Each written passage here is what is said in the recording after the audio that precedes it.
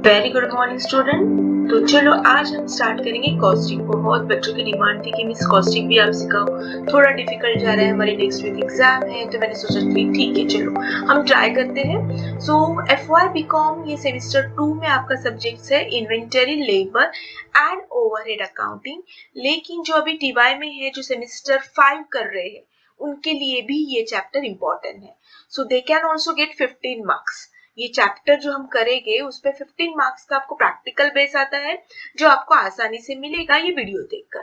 ठीक है, सो हम देखेंगे पहले ही chapter number 4, overhead accounting 2। Now इसमें हमें देखना है, देखो अब सिलेबस क्या है आपका। So total there are 4 chapter. एक पहला चैप्टर है इन्वेंटरी कंट्रोल, जिसपे आपको प्रैक्टिकल प्रॉब्लम पूछा जाएगा। देन आएगा आपका लेबर कॉस्ट, इस पे भी आपको प्रैक्टिकल यूजुअली पूछा जाता है, जैसे कि मेथड ऑफ रेम्यूनरेशन, अलग अलग मेथड से हमें रेम्यूनरेशन कैलकुलेट करना है। देन थर्ड चैप्टर हमारा है ओवरहेड अकाउंटिंग, इसमें हमें सब कुछ थेरोटिकल पार्ट मिलेगा और यही थेरोटिकल पार्ट कंटिन्यू होगा, जिसमें हमें यहाँ पे प्रैक्टिकल प्रॉब्लम पूछा जाएगा। ठीक है, सो हम डायरेक्टली चैप्टर नंबर पहले 4 स्टार्ट करते हैं, क्योंकि ये थोड़ा सा इजी है और 15 मार्क्स आपको आराम से मिल सकते हैं। डोंट वरी, आपका नाउ एक ही हफ्ता बाकी है। किस किस के exam first week of April start हो रहे हैं, किसी के 10th April. So max you have 10 days. तो इस 10 डेज में मैं आपको उतना ही सिखाऊंगी जो आपको इम्पोर्टेंट है, जिससे आप आसानी से पास हो सकते हैं। नाउ डोंट एक्सपेक्ट कि हम पूरे डीप में ये कॉस्टिंग सीखेंगे, क्योंकि ना ही हमें इतना वक्त है और ना ही हमारा इतना पेशेंस है कि हम स्मॉल स्मॉल अमाउंट सीख सके। ठीक है, सो जितना आपको इम्पोर्टेंट है, जितना आपको जरूरत है, उतनी कंसेप्ट में आपको सिखाऊंगी। So let's start with chapter number 4, overhead accounting 2। So see, हम इस चैप्टर में क्या देखेंगे। ये चैप्टर आपको फिर अगेन मैं रिपीट कर रही हूँ, TY बीकॉम सेमेस्टर 5th को भी है। ठीक है, अब इसमें हमें क्या देखना है कि ओवरहेड क्या है, अपॉर्चुनमेंट ऑफ ओवरहेड क्या होता है, अलग अलग बेसिस क्या है, उसके मेथड्स क्या है, इलस्ट्रेशन हम देखेंगे। ठीक है, सो इस लेक्चर में हम पहले थोड़ा बेसिक देखेंगे, theoretical part, and along with theoretical part मैं आपको एक छोटा सा प्रॉब्लम भी, एक इलस्ट्रेशन आपको बता दूंगी। सो लेट्स स्टार्ट। नाउ ओवरहेड का मतलब होता है द एक्सपेंसेस, इनडायरेक्ट एक्सपेंसेस को कहा जाता है ओवरहेड्स। ठीक है, नाउ ओवरहेड्स, अपॉर्चुनमेंट ऑफ ओवरहेड्स क्या होता है। So it's simply the process of distributing those item of overhead that cannot be allotted to cost center or department on a equitable basis। सबसे बेस्ट एग्जांपल आपको देती हूँ, immediately आपको समझ में आ जाएगा। नाउ सी, यहाँ पे 3 फैमिली है।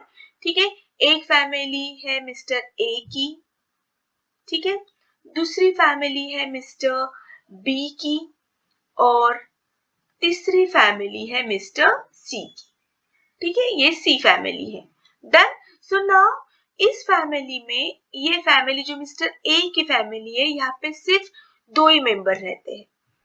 जो बी की फैमिली है वहां पे 4 मेंबर रहते हैं, और जो सी की फैमिली है वहां पे 10 मेंबर रहते हैं। ठीक है, सो ये अलग अलग फैमिली है। मिस्टर ए के फैमिली में 2 मेंबर है, मिस्टर बी के फैमिली में 4 मेंबर है, और मिस्टर सी के फैमिली में 10 मेंबर्स है। अब मुझे कहा गया है कि इन तीनों में आपको डिस्ट्रीब्यूशन करना है, खर्चे के लिए पैसे देने हैं, और वो उन्होंने XYZ पर्सन ने मुझे 50,000 दिए, और क्या टास्क दिया कि ये जो 50,000 है ये आपको ABC में डिस्ट्रीब्यूट करने हैं। ठीक है, सो नाउ ये ABC में अगर मुझे डिस्ट्रीब्यूट करने, तो मैं इक्वल तो नहीं डिस्ट्रीब्यूट कर सकती। ओके ठीक है, टेक 60,000 ना, तो इजी जाएगा कैलकुलेशन के लिए। 60,000 तो आप बोलोगे सिंपल है ना, 3 फैमिली 60,000, तो इसको 20,000 दे दो मिस्टर ए को, मिस्टर बी को 20,000 दे दो, और मिस्टर सी को 20,000 दे दो, हो गया 60,000 डिवाइड हो गए। बट रियल सेंस में is it correct to give equal 20,000? क्योंकि अगर आप देखोगे तो मिस्टर ए के फैमिली में तो 2 ही मेंबर है ना, तो उनको 20,000 तो ज्यादा हो जाएगी। मिस्टर बी के फैमिली में 4 लोग हैं, तो 20,000 थोड़े कम हो जाएंगे, और मिस्टर सी के फैमिली में तो 10 मेंबर है, तो 20,000 तो उनको बस ही नहीं आएगी, ऑफ कोर्स कम आ जाएगी। सो ये इक्वल हम डिस्ट्रीब्यूट करना ये रॉन्ग है, अंडरस्टूड। तो हम क्या करेंगे, बेसिस ऑफ द मेंबर, तो उसे हम कहते हैं अपॉर्शनमेंट ऑफ ओवरहेड। तो सिंपली मैं क्या करूंगी, हर एक मेंबर को उनके हिसाब से दूंगी, ठीक है। सो यहाँ पे 2 ही मेंबर है तो मैं 2 ही मेंबर के हिसाब से यहाँ पे 10,000 ही दूंगी। यहाँ पे 4 मेंबर है तो उसके हिसाब से मैं 20,000 दूंगी। यहाँ पे 10 मेंबर है तो मैं उनके हिसाब से क्या दूंगी, उनको डायरेक्टली यहाँ पे 10, 20, 30 गया ना, तो यहाँ पे 30 डायरेक्ट इनको दूंगी। तो मैं उनके मेंबर के हिसाब से, उनके खर्चे के हिसाब से उनको क्या करूंगी, ये पैसा डिस्ट्रीब्यूट करूंगी। इसे ही कहते हैं apportionment of overhead. Now come to the production house. अब ये फैमिली का एग्जाम्पल दिया। अब अगर प्रोडक्शन हाउस है तो सपोज एक कंपनी है Bajaj company, take the example of Bajaj company. अब ये बजाज कंपनी में बहुत सारे प्रोडक्शन हाउस होते, production A, production B, production C, ऐसे नाम देते। सो ए प्रोडक्शन कुछ ज्यादा ही बड़ा होगा, बी प्रोडक्शन उससे थोड़ा कम होगा, सी प्रोडक्शन सबसे बड़ा होगा। तो आप मुझे कहो कि अगर कंपनी ने मुझे कहा कि 1 लाख जो खर्चा है, एक्सपेंसेस रुपीज है, वो इन तीनों में डिवाइड करो, production A, production B and production C में। तो अगेन सेम वही मैं आपको सवाल पूछूंगी, 1 लाख में फिर से इक्वल डिस्ट्रीब्यूट करूं? ऑफ कोर्स नॉट, क्योंकि अभी मैंने कहा है कि ए थोड़ा बड़ा है प्रोडक्शन हाउस, उसमें थोड़े ज्यादा वर्कर है, एरिया उसकी जो बिल्डिंग की है वो ज्यादा है। बी सबसे छोटा प्रोडक्शन हाउस है जहाँ पे नंबर ऑफ वर्कर भी कम है। एंड सी सबसे बड़ा प्रोडक्शन हाउस है जहाँ पे बहुत सारे वर्कर है, बहुत बड़ी बिल्डिंग है। तो ऑफ कोर्स, तो यहाँ पे भी ये लॉजिकली नहीं होगा कि मैं 1 लाख इन तीनों में सेम डिस्ट्रीब्यूट करूं। तो यहाँ पे भी मैं कैसे डिस्ट्रीब्यूट करूंगी, according to number of employee, according to area of building. Same here, same here, उसे कहते हैं apportionment of overhead. I hope आपको समझ में आया है, ठीक है। So it's a simply process of distributing those item of overhead that cannot be allotted to a cost center or department on an equitable basis. Next one. Does the apportionment overhead involve charging of share of production? अभी मैंने जैसे कहा कि जिसका जैसा share है उस हिसाब से हमें क्या करना है, वेरियस डिपार्टमेंट में वो खर्चा डिस्ट्रीब्यूट करना है, ठीक है। जैसे कि ए प्रोडक्शन हाउस का शेयर कम है, कम लोग हैं, तो उस हिसाब से मैं उसको ओवरहेड का खर्चा दूंगी, पैसे दूंगी कि ले लो, आपको इतना खर्चा करने की अनुमति है। बी प्रोडक्शन बट थोड़ा सा छोटा है, उसको मैं बोलूंगी ये लो तुम्हारा हिस्सा। एंड सी प्रोडक्शन बहुत बड़ा है तो उसको मैं ज्यादा एक्सपेंडिचर के लिए पैसे दूंगी, ठीक है। सो दस अ portion of overhead involve share of the production, ठीक है। धीरे धीरे समझ में आ जाएगा, थेरोटिकल पार्ट में भी डिफिकल्ट लगेगा।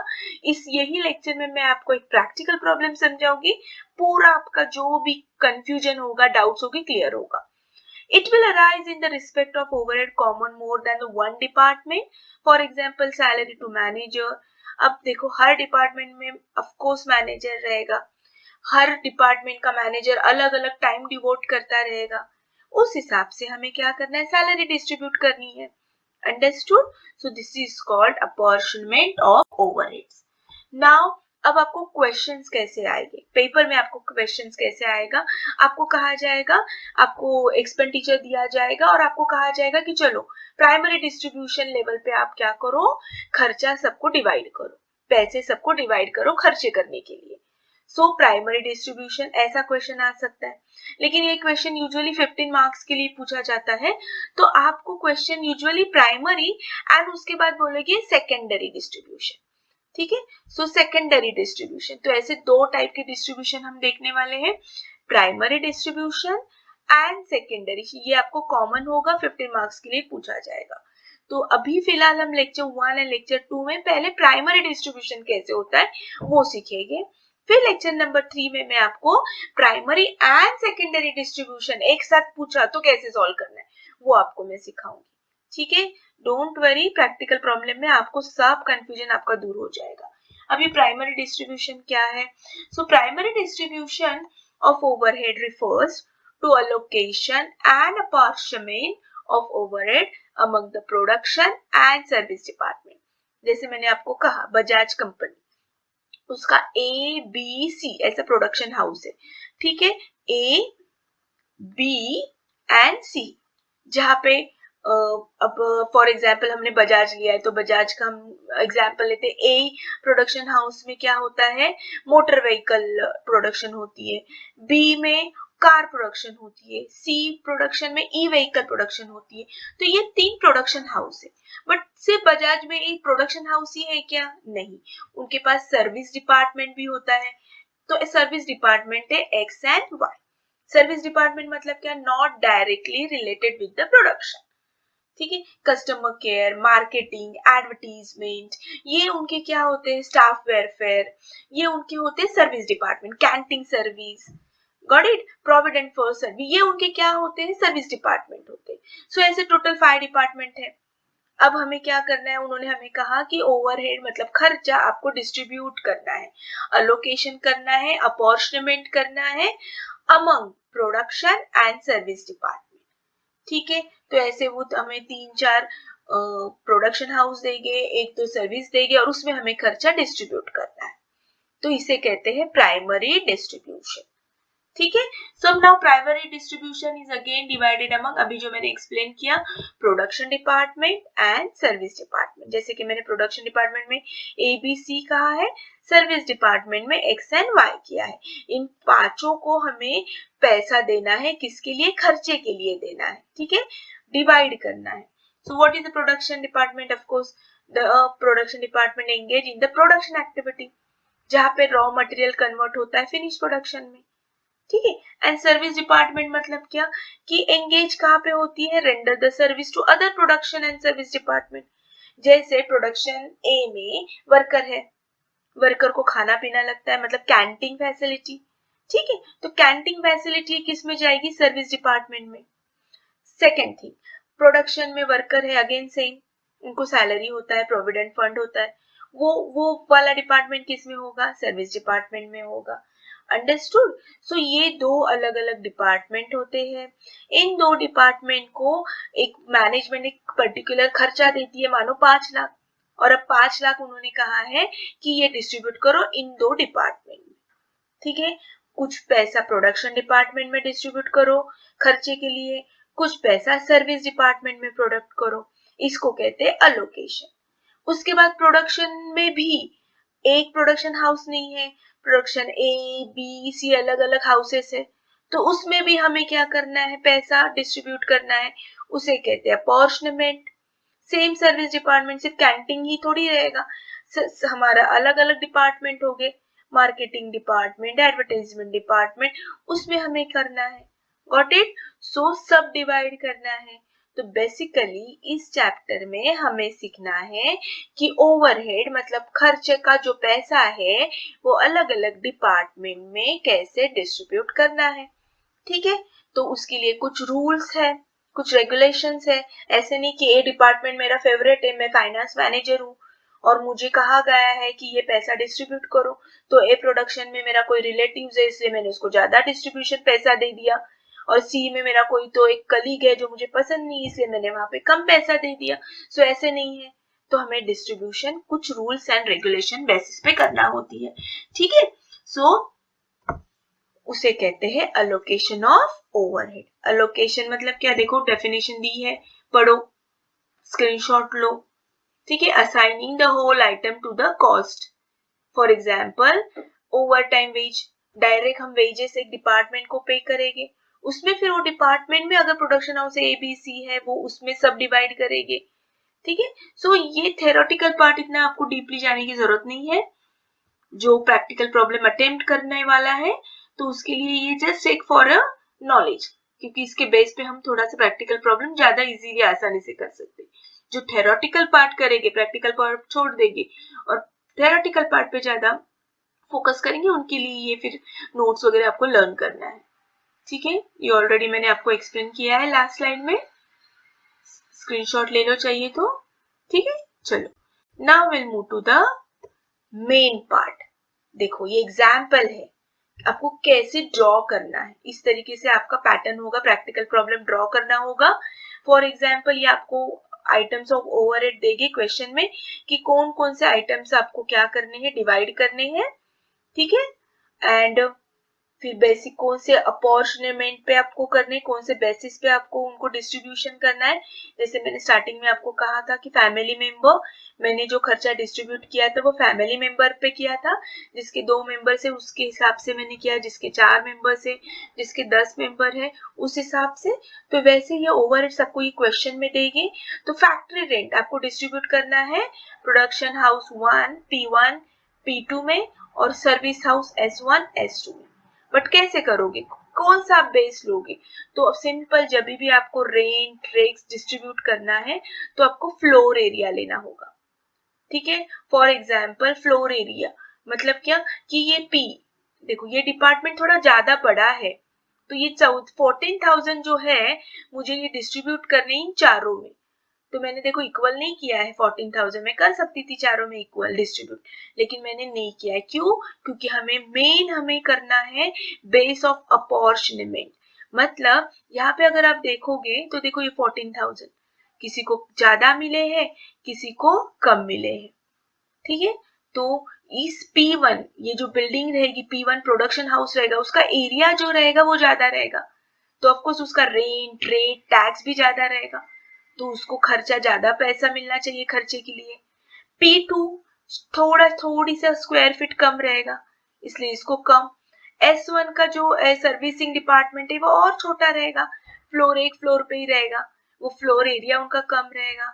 S2 और छोटा, तो वह हमें किस हिसाब से डिस्ट्रीब्यूट करना है, उनका floor area square metre. Don't worry, वो सब हमें देने वाले डिटेल्स, हमें सिर्फ रेशियो फाइंड आउट करना है और वो हिसाब से डिस्ट्रीब्यूट करना है। डेप्रिसिएशन, अब सिंपल सी बात है, डेप्रिसिएशन हम किस पे निकालते हैं, प्लांट एंड मशीनरी पे निकालते हैं। सो अगर डेप्रिसिएशन रहेगा तो हमने 11th-12th में सीखा है, जितना भी वैल्यू रहेगा प्लांट का उस हिसाब से हम डिस्ट्रीब्यूट करेंगे। देखो मेन जो फाइनेंस मैनेजर है उसको मैनेजमेंट ने 28,000 दिया है डेप्रिसिएशन के लिए और कहा है कि चलो बांटो इन चारों में, बट वो किस बेस पे बांटेगा, value of plant and machinery पे। तो देखो डिपार्टमेंट ए में सपोज 4 लाख की मशीनरी है, तो वो हिसाब से वो डेप्रिसिएशन की अमाउंट बांटेगा। यहाँ पे सिर्फ 2 लाख की मशीनरी है तो वो हिसाब से। ठीक है, देखो यहाँ पे कॉमन सेंस है, यहाँ पे 10,000 डिस्ट्रीब्यूट किया है और यहाँ पे 12,000, इसका मतलब बताओ किसके डिपार्टमेंट में बड़ी मशीनरी रहेगी। ऑफ कोर्स डिपार्टमेंट P2 में ज्यादा बड़ी मशीनरी रहेगी, इसलिए उसको ज्यादा खर्चे के लिए पैसा मिला। ठीक है, सर्विस में ज्यादा मशीनरी नहीं होती है तो हम वो हिसाब से उनको देंगे। सेम इंश्योरेंस ऑफ स्टॉक किस पर डिपेंड होगा, आपका स्टॉक का वैल्यू है। ठीक है, जिनका फाइनेंशियल अकाउंटिंग रहेगा, देखो हमने क्लेम ऑफ फायर इंश्योरेंस में सीखा है, तो हम इंश्योरेंस स्टॉक पे ही निकालेंगे, जिसकी जितनी वैल्यू, जिसमें जितना ज्यादा स्टॉक उसको ज्यादा पैसा मिलेगा डिस्ट्रीब्यूशन का। तो देखो बताओ मुझे सबसे ज्यादा स्टॉक कौन से इसमें है, प्रोडक्शन 1 में है। देखो माउस पे ध्यान दो, 350 दिया है, इसका मतलब यहाँ पे ज्यादा स्टॉक है, इसलिए इसको इंश्योरेंस पे ज्यादा खर्चा किया है। सबसे कम यहाँ पे स्टॉक है तो इनको कम किया है। Same supervision, of course supervision number of worker पे होता है, जहाँ पे ज्यादा वर्कर वहां पे ज्यादा खर्चे के लिए हम पैसे देंगे। Store overheads, value of material, same stock. Lightning and heating, जितने लाइट पॉइंट्स ज्यादा है उधर, देखो यहाँ पे ज्यादा लाइट पॉइंट्स है, ये प्रोडक्शन हाउस बड़ा है, यहाँ पे ज्यादा इलेक्ट्रिसिटी यूज की जाती है, तो यहाँ पे हमने उनको ज्यादा खर्चे के लिए पैसा दिया है। ये टोटल पैसे है, देखो 3,000, फाइनेंस मैनेजर को बोला ये 3,000 डिस्ट्रीब्यूट करो, देखो उसने बराबर से डिस्ट्रीब्यूट किया। देखो 2,000 फिर 500 250 एंड 250 की टोटल करो, बराबर 3,000 आएगी। देखा, तो ये कौन करता है, कॉस्ट अकाउंटेंट का काम होता है ये करने का। ठीक है, next power, power HP horse power, तो पावर हम किस पे डिसाइड करेंगे, एचपी पावर ऑफ मशीनरी। तो इस तरीके से हमको बेसिस ऑफ अपॉर्चनमेंट करना है। ठीक है, नहीं समझा डोंट वरी, जब मैं प्रैक्टिकल स्टार्ट करूंगी फटाक से आपको 10 मिनट में समझ में आ जाएगा। ठीक है, ओके चलो now will see the practical problem. इस तरीके से क्वेश्चन आपको आ सकता है। ठीक है, 15 मार्क्स के लिए क्वेश्चन आता है, तो as per my experience 15 marks के लिए they will not ask only primary distribution. देखो यहाँ पे नीचे लिखा है उन्होंने question, you are required to, सबसे लास्ट लाइन देखो, apportionment cost to various department considering primary. ठीक है, लेकिन अकॉर्डिंग टू माय एक्सपीरियंस से प्राइमरी नहीं आएगा, इसके नीचे वो बोलेंगे सेकेंडरी भी करो, तो ये क्वेश्चन और थोड़ा लेंदी होगा, लेकिन फिलहाल हम पहले प्राइमरी तो सीखते हैं, क्योंकि अगर उन्होंने प्राइमरी एंड सेकेंडरी बोला तो प्राइमरी तो हमें करना ही करना है प्लस सेकेंडरी करना है। तो पहले 2 लेक्चर में मैं आपको प्राइमरी अच्छे से सिखाऊंगी। चलो now will understand the question. Question क्या है? The following are the figure obtain from the record of Bharat Limited Baramati. देखो ये एक भारत कंपनी है और कॉस्ट मैनेजमेंट ने ये निकाला है कि अलग अलग डिपार्टमेंट को कितना खर्चा अलोकेट करना है।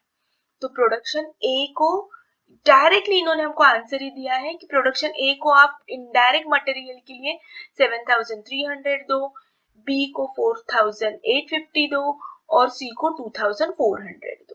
ये हो गया डायरेक्ट मटेरियल। सेम अबाउट उन्होंने सर्विस डिपार्टमेंट को भी कहा है कि यस इनडायरेक्ट मटेरियल सर्विस को आप 8300 दो, y को 4150 दो। तो यहाँ पे कुछ भी नहीं, रेडीमेड अमाउंट हमें लिखनी है कॉलम में।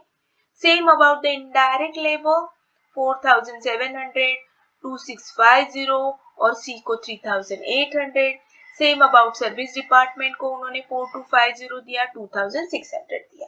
तो यहाँ पे हमें कोई भी बेस लेना नहीं है, डायरेक्टली फटाफट अमाउंट हमें जो टेबल हम बनाएंगे उसमें पुट करनी है। ठीक है, now come to the next. सिर्फ इतना ही खर्चा है कि इनडायरेक्ट मटेरियल एंड लेबर? नहीं, तो प्रोडक्शन हाउस में बाकी के भी खर्चे हैं, जैसे कि लाइटनिंग, हीटिंग एंड पावर।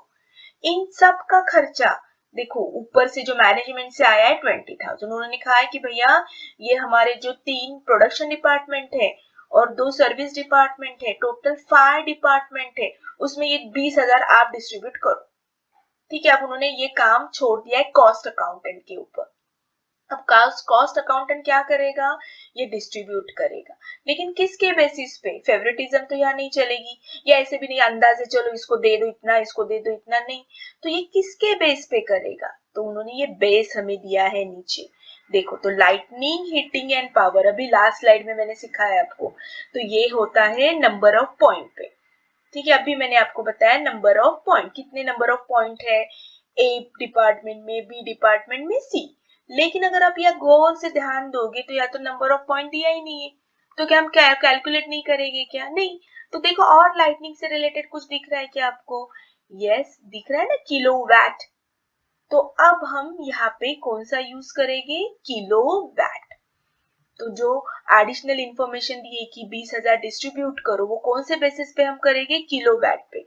तो डिपार्टमेंट ए में किलोवाट कितना यूज होता है? 6000, बी में 5000, सी में 4500, एक्स में 2500 एंड वाई में 2000। तो बस हमको इसका रेशियो निकालना है, सिंपल। इसका रेशियो कैलकुलेटर पे फटाफट लो। देखो कॉमन 2 जीरो सबके हैं, सो 2 जीरो देखो कट करो, सबके 2 जीरो कट करो। ठीक है, तो अब हमारा कितना बचा? 60, 50, 45, 25 एंड 20। तो चलो इसको और हम कम करेंगे, तो इसको और रेशियो से अगर हम कम करेंगे तो ऐसा कौन सा टेबल है जहां पे ये सब फिगर्स आएगी?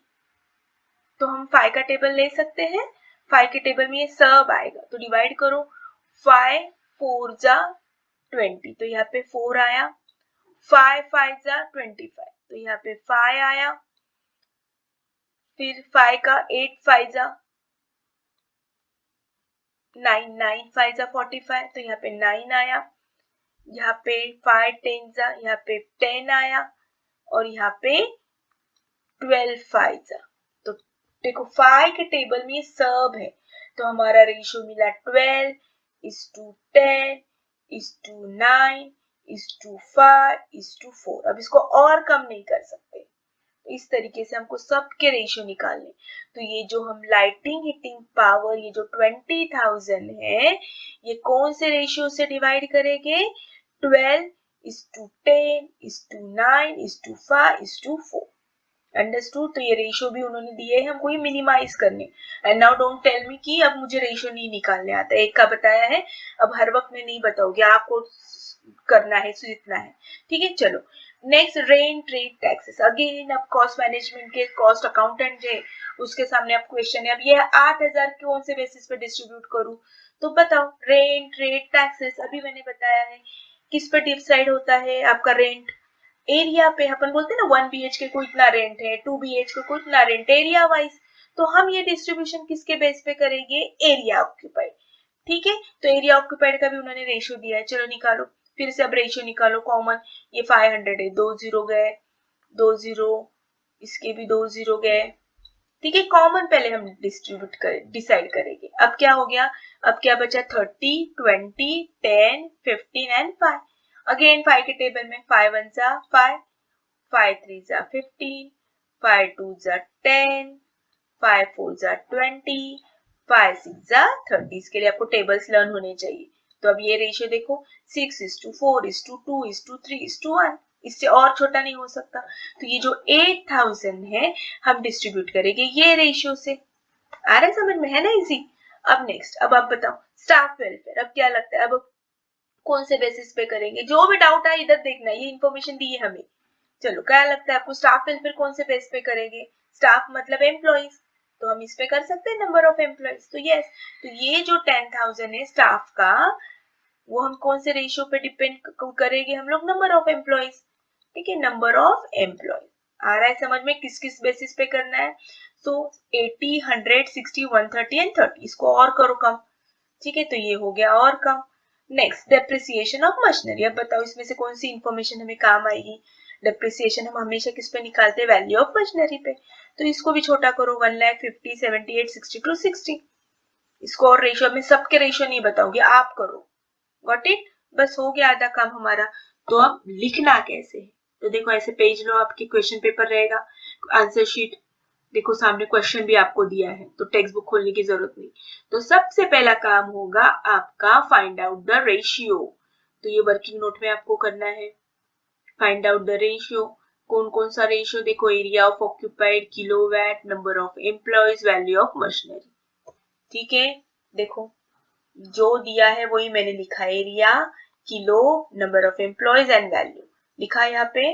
नाउ इसका रेशियो भी मैंने निकाला, देखो इसका भी रेशियो हमने निकाला था ना एरिया का, कितना है 3000। सबको कम कम करो, ये 5 के टेबल में सब आएगा। तो देखो रेशियो 6:4:2:3:1, सेम किलोवाट। यहाँ पे भी आपको ये कम कम करते जाना है, मैक्सिमम कोशिश करनी है कि देखो कौन से टेबल में आ रहा है। सेम नंबर ऑफ एम्प्लॉइज, देखो 80, 100, 60, 130, इसमें से सिर्फ एक ही जीरो गया है सबका।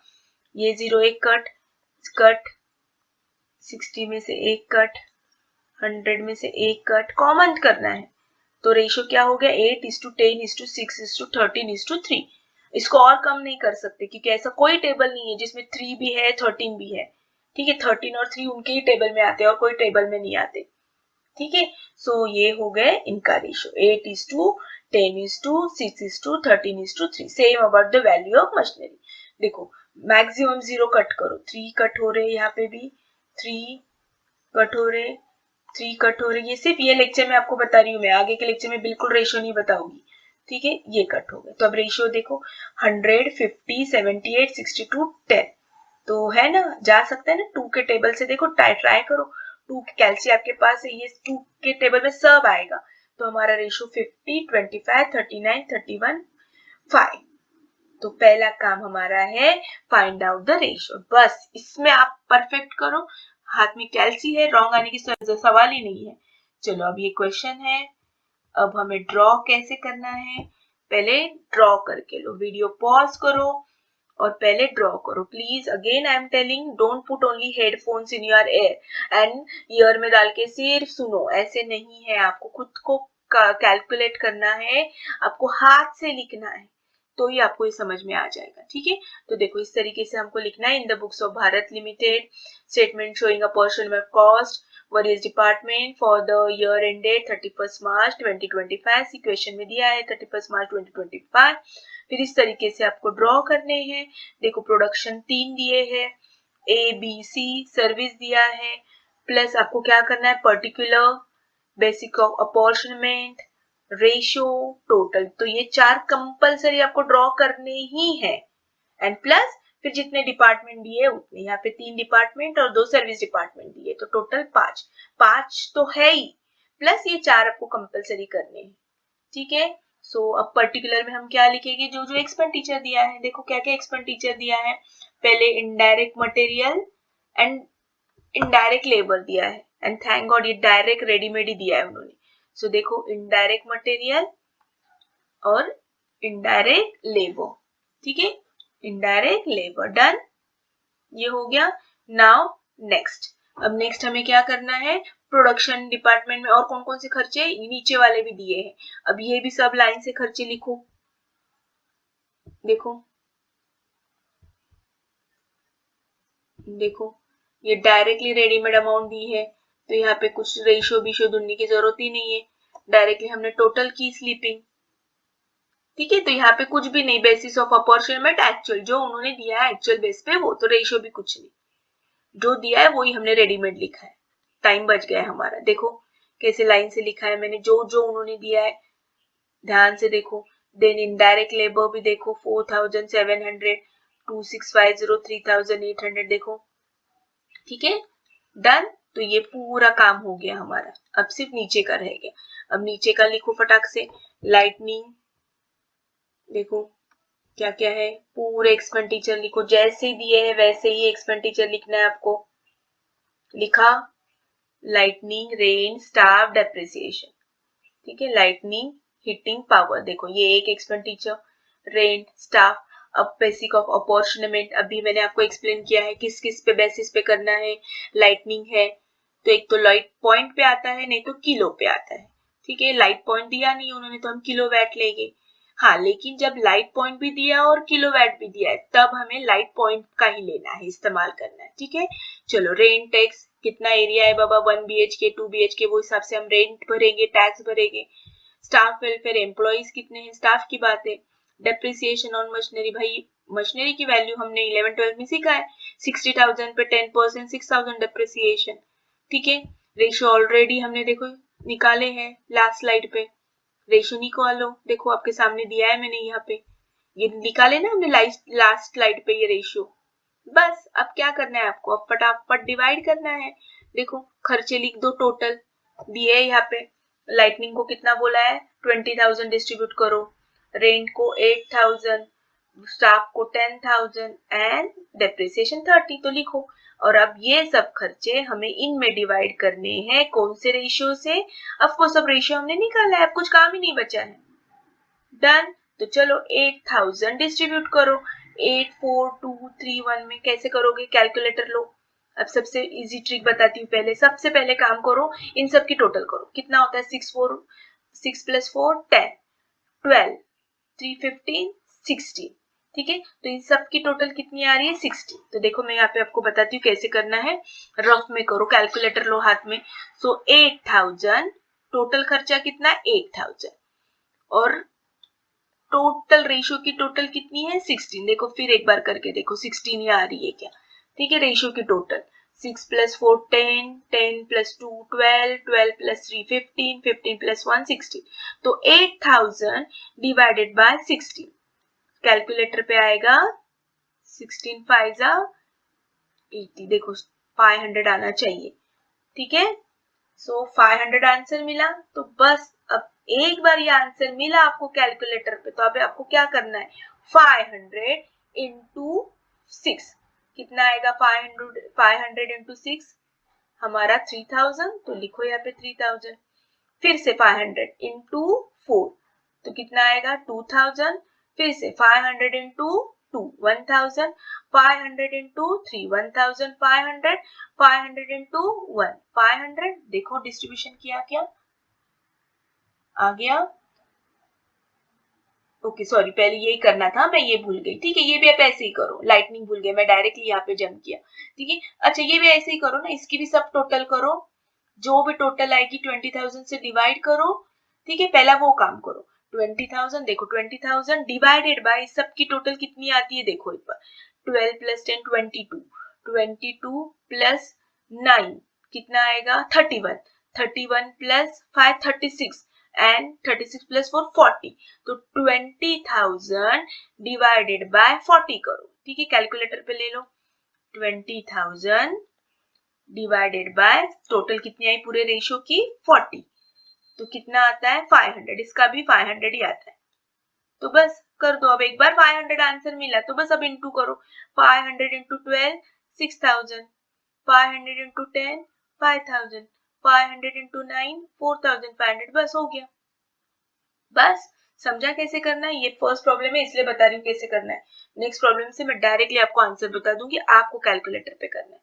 ठीक है, सेम अबाउट दिस, इसको भी ऐसे करो, 10,000 प्लस इन सब की टोटल करो, जो आंसर आएगा उससे सबसे मल्टीप्लाई करो। ठीक है, सो देखो रेशियो डिस्ट्रीब्यूट हो गया। अब सबकी स्टैंडिंग टोटल करो, done. So your primary distribution finish. बस नेक्स्ट एक्सटेंडेड क्वेश्चन क्या होगा, सेकेंडरी करो, लेकिन प्राइमरी तो करना ही है ना, तो हमने आधा पार्ट सीख लिया। आई होप आपको समझ में आया। कुछ भी डाउट रहेगा तो कमेंट बॉक्स में पूछो। Please don't skip the video, पहले पूरा वीडियो ध्यान से देखो एंड फिर कमेंट बॉक्स में डाउट पूछो। आप स्किप करते हो, ऑलरेडी मैंने एक्सप्लेन किया होता है, और फिर भी आप क्वेश्चन पूछते हो। ठीक है, सो आई होप आपको ये छोटा पार्ट समझ में आया है। जल्दी मैं इसका सेकंड थर्ड फोर्थ जितना जल्दी हो सके आपके एग्जाम के पहले, एटलीस्ट आई प्रॉमिस मैं आपके 2 चैप्टर तो कवर कर सकूंगी, तो एटलीस्ट आप पास हो जाएगी। ठीक है, तो चलो तब तक के लिए have a nice day, bye bye.